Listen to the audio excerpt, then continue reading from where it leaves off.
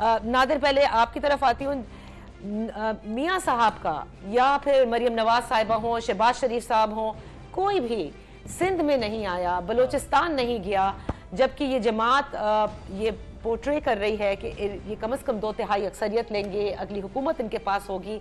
ये किस तरह का सिग्नल जाता है? ये तो एक बहुत बड़ा सवालिया निशान है ना, कि जहाँ पे आप ये तो कहते हैं कि नवाज शरीफ साहब जो हैं वो वज़ीर आज़म होंगे, लेकिन शहबाज शरीफ साहब एक मरतबा कराची तो आए, लेकिन उन्होंने कोई जलसा नहीं किया।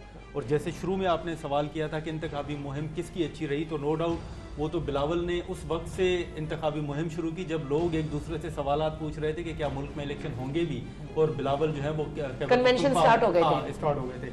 लेकिन इसमें जो सबसे बड़ी जो बहस हो रही है, जो हम कह रहे हैं कि 2018 में RTS सिस्टम बिठाया गया, बैठ गया, कैसे इमरान खान जीते। नो डाउट इमरान खान ने इक़्तिदार में आने के बाद क्या किया, उनका जो रवैया था वो जमहूरियत पसंदाना था नहीं था, वो सारी चीज़ें हमारे सामने हैं। हमारे ऊपर, मीडिया के ऊपर कितनी पाबंदियां लगी, इसमें कोई शक नहीं।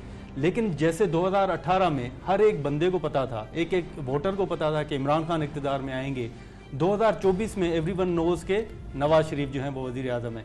अब इसको आप डिफ्रेंशिएट कैसे करेंगे? अब 2018 में RTS बैठा, तो 2024 में आप ये किस बेस पे कह रहे हैं कि नवाज शरीफ साहब जो हैं वो वज़ीर आज़म बनेंगे?